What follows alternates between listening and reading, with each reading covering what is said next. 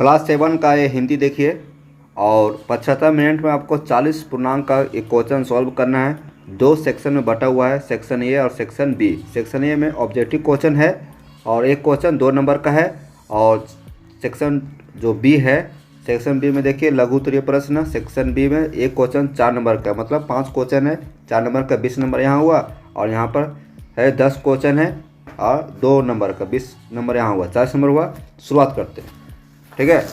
और देखेंगे इसमें कि क्लास 7 का हिंदी प्लेलिस्ट में हमारा डाला हुआ सभी प्रश्नों का उत्तर वहाँ मिलेगा सभी चैप्टर से। और प्रोजेक्ट रेल के तहत जो साप्ताहिक परीक्षा हो रहा है उसे टॉपिक वाइज, मतलब कौन सा डेट में कौन सा एग्जाम, कौन सा विषय में कौन सा सब चैप्टर पूछा जाएगा वो भी डाला हुआ आप देखिएगा। और इस वीडियो को जितना जल्दी हो सके अपने दोस्तों भी शेयर कीजिए ताकि उन्हें भी इसका लाभ मिले। तो शुरुआत करते हैं। पहला प्रश्न यहाँ से शुरू होता है, सेक्शन ये। यहाँ देखिए, कलम या की तलवार शीर्षक कविता के लेखक का नाम क्या है? कलम या की तलवार शीर्षक कविता के लेखक का नाम क्या है? तो क्या है?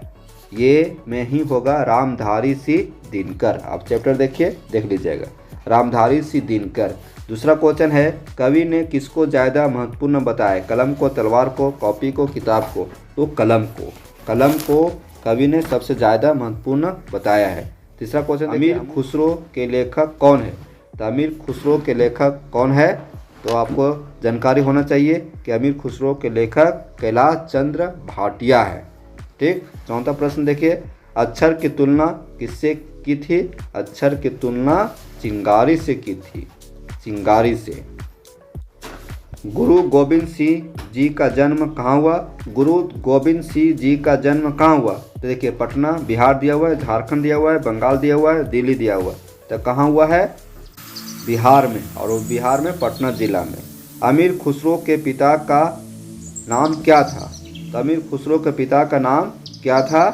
तो इसका सही जवाब हो जाएगा, देखिए ये हो जाएगा बी, हो जाएगा बी, अमीर सैफुद्दीन। अब देखिए, संतमा आग का तत्सम शब्द क्या है? तो आग का तत्सम शब्द है, देखिए यह क्या, अग्नि है। आग का तत्सम शब्द अग्नि। तत्सम शब्द किसको कहते हैं? जो संस्कृत के शब्द होते हैं और हिंदी में जो ही कहते हैं लिख दिया जाता है ना। अब आगे आइए, 8वां प्रश्न है, हिमालय का संधि विच्छेद क्या होगा? तो हिमालय का संधि विच्छेद क्या होगा? हिमजोड़ आलय, हिमालय। तो हिमजोड़ आलय कहाँ दिया है? देखिए तो हिमजोड़ आलय, हिमजोड़ आलय, हिमजोड़ आलय है ना, हिमजोड़ आलय देखिए यहाँ पर है डी में, है ना। सब में आपको दिखेगा हल्का फुल्का डिफरेंस, देखिए यहाँ पे डी सही जवाब होगा। विस्तार का विलोम शब्द क्या है? बताना है। विस्तार का विलोम शब्द लिखे। तो विस्तार का विलोम शब्द क्या होगा? संक्षेप। राम शब्द का वर्ण विच्छेद करे।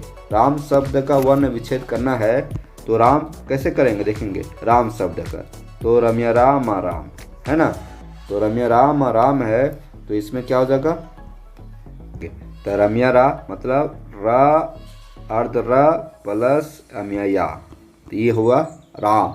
फिर है माँ जोड़ अर्ध माँ जोड़ या, तो ये कहाँ मिल रहा है? देखिए यहाँ मिल रहा है, तो ये आंसर सही हो जाएगा, है ना, डी आंसर, ठीक है। इस तरह से 10 क्वेश्चन कंप्लीट हुआ ऑब्जेक्टिव। अब देखिए यहाँ पे सेक्शन बी में देखेंगे। सेक्शन बी में देखेंगे यहाँ पे ये लघु उत्तरीय प्रश्न। प्रश्न है, वर्ण किसे कहते हैं? वर्ण किसे कहते हैं? तो इसका सही जवाब होगा, भाषा की सबसे छोटी इकाई जिसके खंड या टुकड़ा नहीं किया जा सकता है उसे वर्ण कहते हैं। भाषा की सबसे छोटी इकाई अभी बताए ना, राम, जैसे देखो राम बताएं तो र अर्ध र और या, ठीक है, प्लस माँ अर्धमा और ये राम का है। तो ये राम है शब्द हुआ, शब्द को अक्षर में तोड़ेंगे तो अक्षर में तोड़ने के बाद भी क्या हुआ? उसको वर्ण में तोड़ा जाता है। अब इससे छोटा होगा ही नहीं, है ना, इसी को बोलते हैं वर्ण, समझ गए? इसी को क्या बोलते हैं? वर्ण है। अब इससे छोटा र है तो र का तोड़ेंगे तो अर्ध र और या हुआ। अब इससे छोटा होगा नहीं, इसी को बोलते वर्ण। इसीलिए कहता है भाषा की सबसे छोटी इकाई जिसके खंड और टुकड़े नहीं हो सकते वो वर्ण कहलाते हैं। अब प्रश्न है, और इसके कितने भेद होते हैं, है ना? तो इसके कितने भेद होते हैं?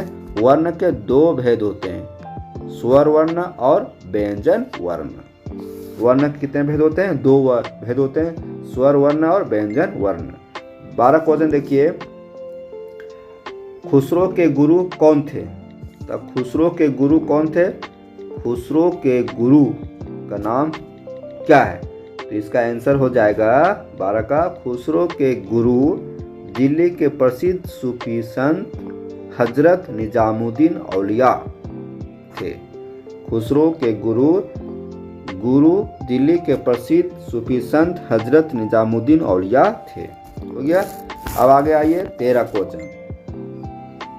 खुसरो एक महान साहित्यकार थे कैसे? खुसरो एक महान साहित्यकार थे कैसे?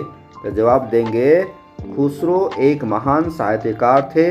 वे अरबी, फारसी, उर्दू, तुर्की, हिंदी, संस्कृत के अतिरिक्त भारत के प्रादेशिक भाषाओं के ज्ञाता थे। उन्होंने सभी भाषाओं में साहित्य की रचना किए, इसलिए खुसरो एक महान साहित्यकार थे। गुरु गोविंद सिंह के माता पिता का नाम क्या था? तो 14 आंसर हो जाएगा। गुरु गोविंद सिंह के माता का नाम गुजरी था और पिता का नाम तेग बहादुर था। आंख भर आना, मुहावरे का अर्थ क्या है? आंख भर आना मतलब आंसू आना।